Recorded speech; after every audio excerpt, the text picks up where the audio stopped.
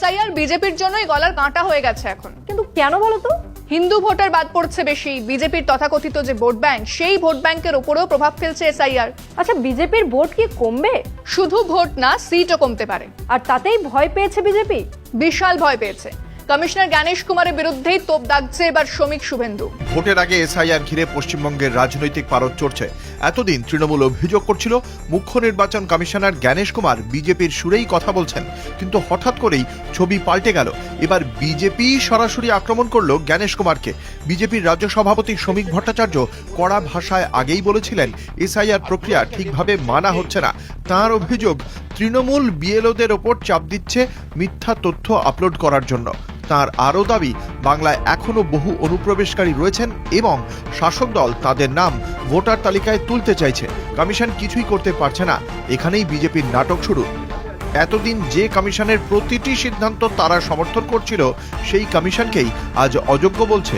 শ্রমিক ভট্টাচার্য জ্ঞানেশ কুমারকে কটাক্ষ করে বলেন, ঠান্ডা ঘরে বসে কথা বললে হবে না, বাংলায় এসে মাঠের বাস্তবতা দেখতে হবে। বিরোধী দলনেতা শুভেন্দু অধিকারীও বলেন, কমিশন খুব সফট লাইন নিচ্ছে। এই পরিস্থিতিতে বিজেপির দ্বিচারিতা স্পষ্ট। একদিকে তারা বলছে কমিশনের ক্ষমতা নেই, অন্যদিকে একই কমিশনের সিদ্ধান্তকে তারা নিজের সুবিধা মতো ব্যবহার করছে। বিজেপি শুরু থেকেই বলছে এসআইআর হলে ভুয়ো ভোটার বাদ যাবে এবং তারা লাভবান হবে। এমনকি 2026-এ ক্ষমতায় আসার স্বপ্নও দেখছে তারা, কিন্তু বাস্তব ছবিটা আলাদা। এসআইআর এর নামে লক্ষ লক্ষ ভোটারকে নোটিশ পাঠানো হয়েছে। অনেক ক্ষেত্রে 2002 সালের ভোটার তালিকায় নাম থাকা সত্ত্বেও মানুষকে ডাকা হচ্ছে। এতে সাধারণ মানুষ ক্ষুব্ধ। তারা বলছে অকারণে হেনস্থা করা হচ্ছে। শুনানি কেন্দ্রে গিয়ে নথি দেখিয়েও অনেকে সমস্যায় পড়ছেন। সঠিক ডকুমেন্ট থাকা সত্ত্বেও হয়রানির অভিযোগ উঠছে। এই পরিস্থিতিতে মানুষের আস্থা তলানিতে ঠেকেছে। সমস্যা বাড়ছে বিশেষ করে মতুয়া অধ্যুষিত এলাকাগুলোতে। উত্তর 24 পরগনা, দক্ষিণ 24 পরগনা ও নদিয়ায় বড় সংখ্যক মতুয়া ভোটার রয়েছেন। এই এলাকাগুলো বরাবরই নিজেদের ভোট ব্যাংক বলে দাবি করে এসেছে বঙ্গ বিজেপি, কিন্তু এসআইআর এর কারণে সেখানে বহু ভোটারের নাম বাদ যেতে পারে। আবার যাঁদের নাম থাকবে তাঁরাও বিজেপির বিরুদ্ধে ভোট দিতে পারেন। মতুয়া অধ্যুষিত এলাকায় ক্ষোভ বাড়ছে। মানুষ ভাবছে এই প্রক্রিয়ার মূল ষড়যন্ত্রী বিজেপি। সিএ এর মাধ্যমে নাগরিকত্ব দেওয়ার আশ্বাসও বিজেপির পুরনো গল্প। এত বছরেও তার বাস্তব ফল বহু মানুষ দেখেননি। সব মিলিয়ে এসআইআর এখন শুদ্ধিকরণের চেয়ে বেশি আতঙ্কের কারণ হয়ে দাঁড়িয়েছে। বিজেপি যে সহজ জয় দেখছিল, সেই হিসেব যে কতটা ভুল হতে পারে তা ধীরে ধীরে স্পষ্ট হচ্ছে। উল্টো দিকে দাঁড়িয়ে তৃণমূল মাঠে নেমে মানুষকে সাহায্য করছে।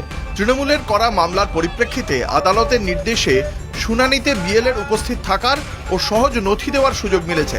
ফলে বিজেপির আত্মবিশ্বাস এখন তাদেরই আতঙ্কের কারণ হয়ে উঠেছে। শুধু স্লোগান আর হুঁশিয়ারি দিয়ে মানুষের আস্থা পাওয়া যায় না। এসআইআর ইস্যুতে বিজেপির অতিরিক্ত আত্মবিশ্বাসী হয়তো তাদের সবচেয়ে বড় বিপদ ডেকে আনছে। তাহলে বিজেপি এখন চোরাবালিতে আটকে পড়েছে? একেবারেই তাই। বাংলায় এসে বিজেপির মেরুদণ্ড ভেঙে যাচ্ছে। সত্যি, বাংলার মাটি কিন্তু বিজেপির জন্য খুবই শক্ত ঘাঁটি। একেবারেই তাই। বন্দে ভারতের কেসটাই দেখ না। বন্দে ভারতের কি কেস? বন্দে ভারতে আমিষ ছিল না, কিন্তু বাংলার দাবি মানতে বাধ্য হলো বিজেপি। ওদের হিন্দুত্বের রাজনীতির ধোপে টিকলো না, আমিষ চালু হলো বন্দে ভারতে। সবকিছু নিয়েই বিজেপি ফলস খায় বাংলায়। একেবারেই তাই। আর ফলস খেলেই ধর্মের তাস খেলে। তবে সোশ্যাল মিডিয়াতে দেখি মানুষ কিন্তু খুব বিরক্ত। বিজেপির খেলাটা কিন্তু মানুষ ধরে ফেলেছে। হ্যাঁ, বিজেপির ওই চেনা খেলা। যখনই মানুষ চায় বস্ত্র খাদ্য, সীমান্তে বেজে ওঠে যুদ্ধের বাদ্য।